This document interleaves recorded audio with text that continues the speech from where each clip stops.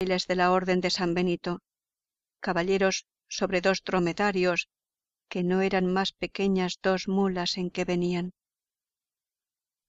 Traían sus antojos de camino y sus quitasoles. Detrás de ellos venía un coche con 4 o 5 de a caballo que le acompañaban, y 2 mozos de mulas a pie. Venía en el coche, como después se supo, una señora vizcaína que iba a Sevilla, donde estaba su marido, que pasaba a las Indias con un muy honroso cargo. No venían los frailes con ella, aunque iban el mismo camino. Mas apenas los divisó don Quijote, cuando dijo a su escudero: «O yo me engaño, o esta ha de ser la más famosa aventura que se haya visto, porque aquellos bultos negros que allí parecen deben ser y son sin duda algunos encantadores que llevan hurtada alguna princesa en aquel coche, y es menester deshacer este tuerto a todo mi poderío. Peor será esto que los molinos de viento», dijo Sancho. «Mire, señor, que aquellos son frailes de San Benito, y el coche debe de ser de alguna gente pasajera. Mire, que digo que mire bien lo que hace, no sea el diablo que le engañe». «Ya te he dicho, Sancho», respondió don Quijote, «que sabes poco de achaque de aventuras. Lo que yo digo es verdad, y ahora lo verás». Y diciendo esto, se adelantó y se puso en la mitad del camino por donde los frailes venían. Y en llegando tan cerca que a él le pareció que le podrían oír lo que dijese, en alta voz dijo: «Gente endiablada y descomunal, dejad luego al punto las altas princesas que en ese coche lleváis forzadas. Si no, aparejaos a recibir presta muerte por justo castigo de vuestras malas obras». Detuvieron los frailes las riendas y quedaron admirados así de la figura de don Quijote como de sus razones, a las cuales respondieron: «Señor caballero, nosotros no somos endiablados ni descomunales, sino 2 religiosos de San Benito que vamos nuestro camino, y no sabemos si en este coche vienen o no ningunas forzadas princesas. Para conmigo no hay palabras blandas, que ya yo os conozco, fementida canalla», dijo don Quijote.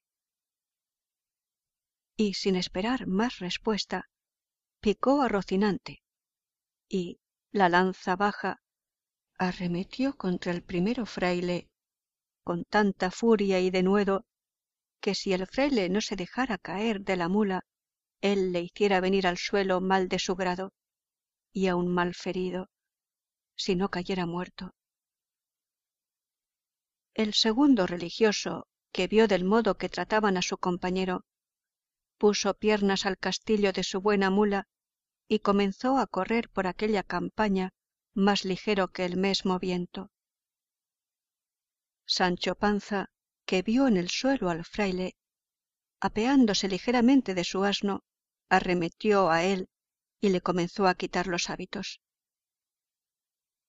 Llegaron en esto 2 mozos de los frailes y preguntáronle que por qué le desnudaba. Respondióles Sancho que aquello le tocaba a él legítimamente como despojos de la batalla que su señor don Quijote había ganado.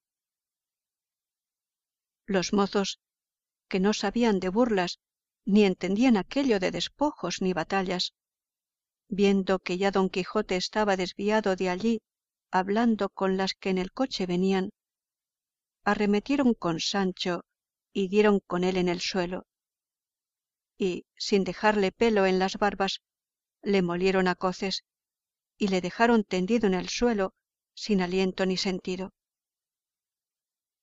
y, sin detenerse un punto, tornó a subir el fraile todo temeroso y acobardado y sin color en el rostro. Y cuando se vio a caballo, picó tras su compañero, que un buen espacio de allí le estaba aguardando, y esperando en qué paraba aquel sobresalto. Y sin querer aguardar el fin de todo aquel comenzado suceso, siguieron su camino, haciéndose más cruces que si llevaran al diablo a las espaldas. Don Quijote estaba, como se ha dicho, hablando con la señora del coche, diciéndole: La vuestra fermosura, señora mía, puede facer de su persona lo que más le viniere en talante, porque ya la soberbia de vuestros robadores yace por el suelo, derribada por este mi fuerte brazo, y porque no penéis por saber el nombre de vuestro libertador, sabed que yo me llamo Don Quijote de la Mancha, caballero andante y aventurero, y cautivo de la sin par y hermosa doña Dulcinea del Toboso. Y en pago del beneficio que de mí habéis recebido, no quiero otra cosa sino que volváis al Toboso, y que de mi parte os presentéis ante esta señora y le digáis lo que por vuestra libertad he fecho. Todo esto que don Quijote decía escuchaba un escudero de los que el coche acompañaban, que era vizcaíno, el cual, viendo que no quería dejar pasar el coche adelante, sino que decía que luego había de dar la vuelta al Toboso, se fue para don Quijote y, asiéndole de la lanza, le dijo en mala lengua castellana y peor vizcaína, desta manera: Anda, caballero, que mal andes, por el Dios que crióme, que si no dejas coche, así te matas como estás ahí, vizcaíno. Entendióle muy bien don Quijote, y con mucho sosiego le respondió: Si fueras caballero, como no lo eres, ya yo hubiera castigado tu sandez y atrevimiento, cautiva criatura. A lo cual replicó el vizcaíno: Yo no, caballero. Juro a Dios tan mientes como cristiano. Si lanza arrojas y espada sacas, el agua cuán presto verás que al gato llevas. Vizcaíno por tierra, hidalgo por mar, hidalgo por el diablo, y mientes que miras y otra dices cosa. Ahora lo veredes, dijo Agrajes, respondió don Quijote.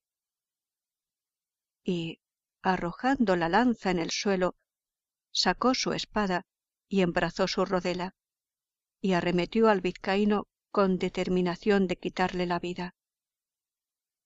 El vizcaíno, que así le vio venir, aunque quisiera apearse de la mula, que, por ser de las malas de alquiler, no había que fiar en ella, no pudo hacer otra cosa sino sacar su espada. Pero avínole bien que se halló junto al coche, de donde pudo tomar una almohada, que le sirvió de escudo, y luego se fueron el uno para el otro, como si fueran dos mortales enemigos. La demás gente quisiera ponerlos en paz, mas no pudo, porque decía el vizcaíno en sus mal trabadas razones que si no le dejaban acabar su batalla, que él mismo había de matar a su ama y a toda la gente que se lo estorbase.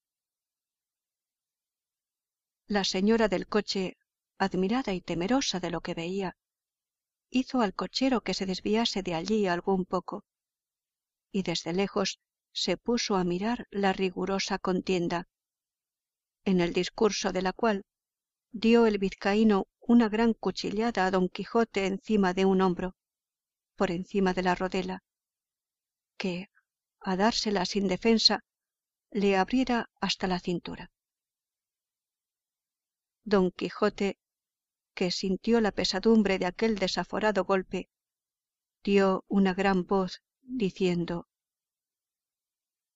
Oh señora de mi alma, Dulcinea, flor de la fermosura, socorred a este vuestro caballero, que por satisfacer a la vuestra mucha bondad en este riguroso trance se halla.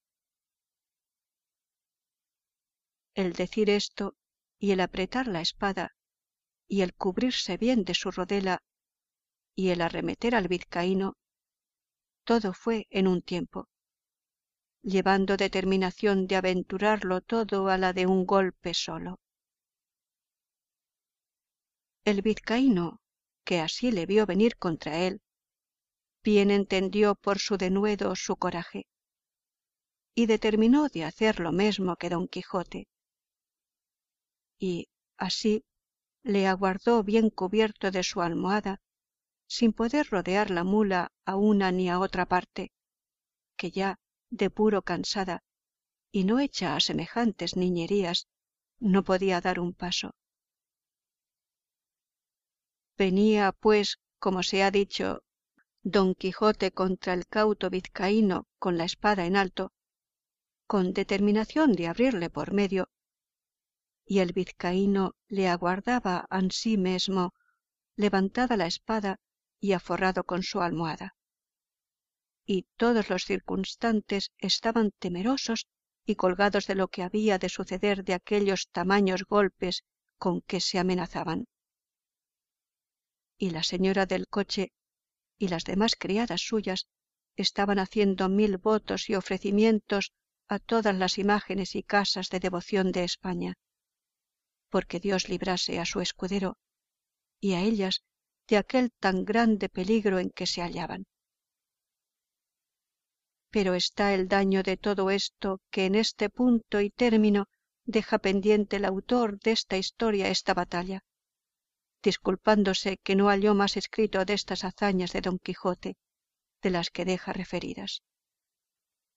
Bien es verdad que el segundo autor de esta obra no quiso creer que tan curiosa historia estuviese entregada a las leyes del olvido, ni que hubiesen sido tan poco curiosos los ingenios de la Mancha, que no tuviesen en sus archivos o en sus escritorios algunos papeles que de este famoso caballero tratasen.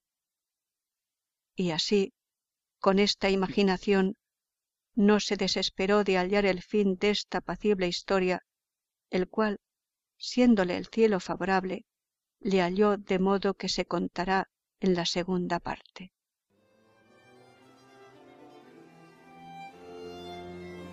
Fin del capítulo 8 de la primera parte del ingenioso hidalgo Don Quijote de la Mancha, de Miguel de Cervantes Saavedra.